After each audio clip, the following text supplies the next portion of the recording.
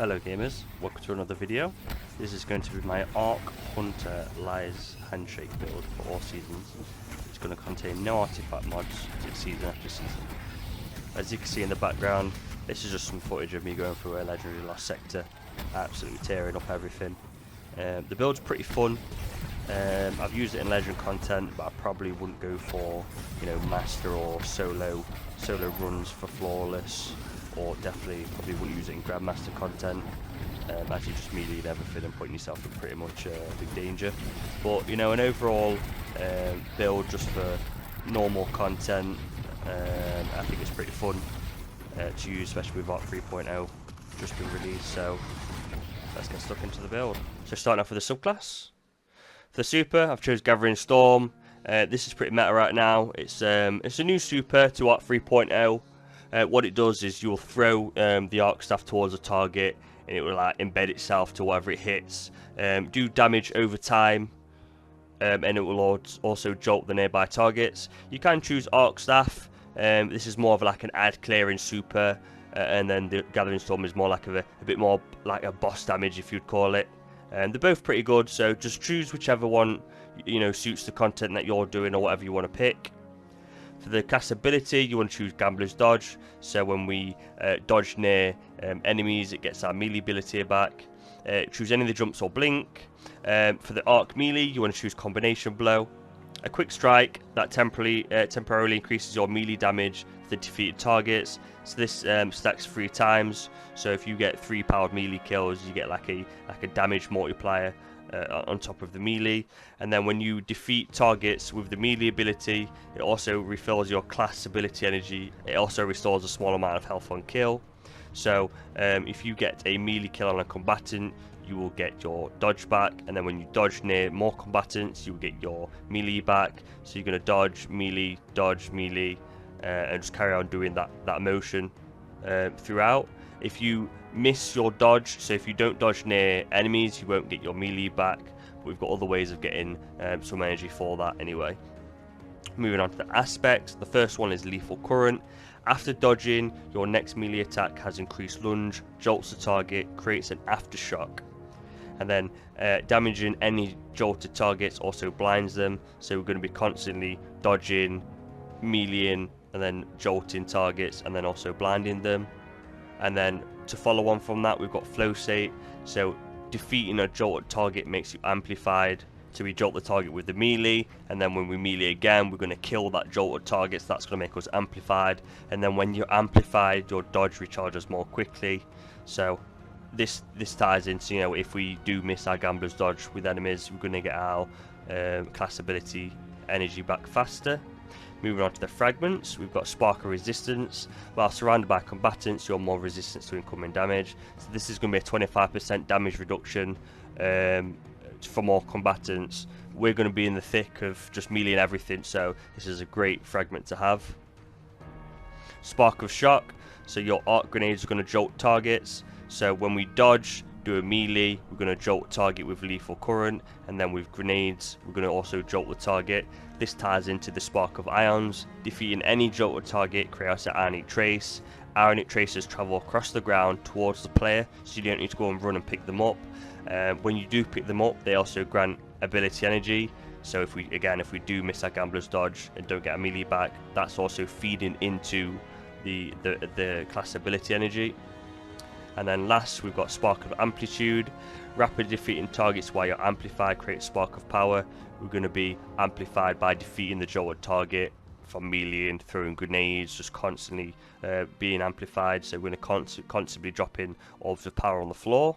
Move on to our stats, armor and mods. I've gone for 100 resilience, 100 discipline, and 50 recovery. You can go 100 resilience or 100 recovery. That's perfectly fine.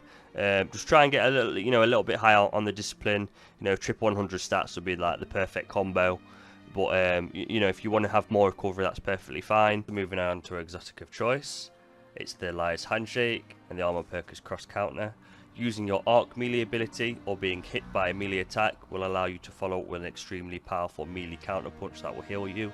So once you do your initial melee, the second melee will be the counter punch, or if you get hit with a melee attack, when you follow up with that, it'll be again the extremely powerful melee counter punch. That'll heal you, so you'll have healing from that, and you'll have healing from the combination blow as well. Moving on to the mods.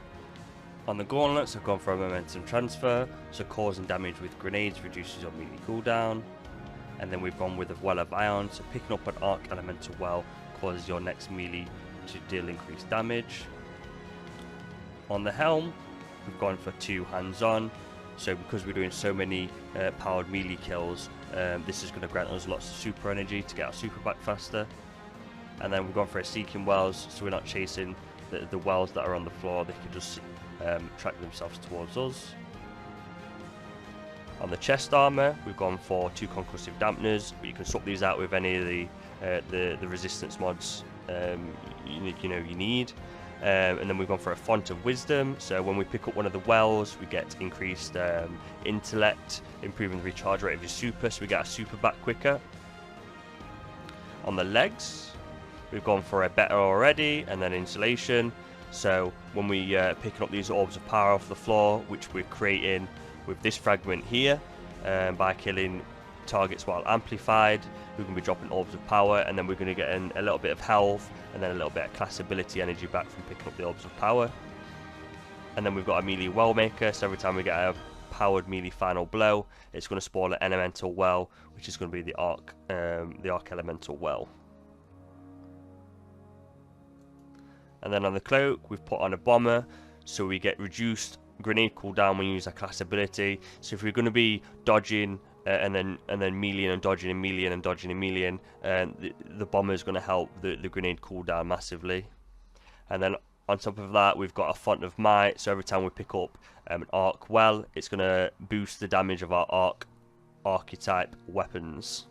So moving on to the weapons, because we're proccing font of might by picking up a melee well maker well, we want to use like an arc weapon somewhere in the build. So either your energy weapon or your kinetic. I'd recommend choosing an arc weapon, whether it's like the Trespasser, the Delicate Tomb, or the Archelos SMG. Maybe like the Last Breath with Osmosis. They're just some examples. But as long as you've got some sort of arc weapon to gain the bonus damage from the font of might, it could even be a power weapon, but you can use any power weapon. You're not restricted to any sort of weapons on the build. You can literally use anything as long as you've got one arc weapon somewhere in there, so you can get the advantage of the font of might. I'm going to quickly show you how this build works. It's very simple. What we're going to do is dodge and then melee, so we can proc an arc well and jolt the target.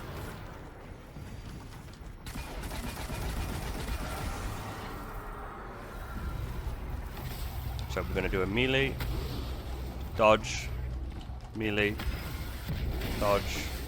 That's going to make us amplified, give us increased ability regen, give us extra damage on our melee, next powered melee ability, and give us extra arc weapon damage also.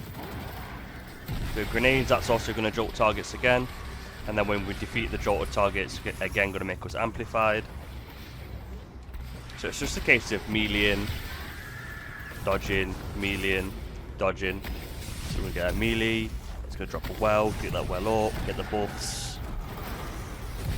Let's keep dodging, and we've got our super back already. So we're going to dodge next to the enemy, melee the enemy, dodge, melee again. Let's keep dodging and meleeing.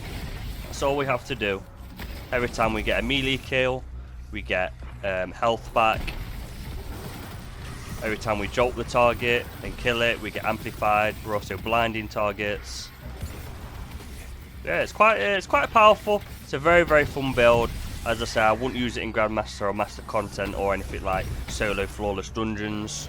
You could try using it in a dungeon, but I'm not sure if you've got to do it flawlessly. I can't, but you know, maybe you can. So it's always nice to give it a try. So yeah, that's it for the build. If you like this video, don't forget to drop a like. If you want to see more builds in the future, just subscribe to my channel, because I've got more coming shortly. If you've got any questions or suggestions of videos, please drop them in the comments and I'll get round to them as soon as I can. But until then, I'll see you in the next video. Peace, guys.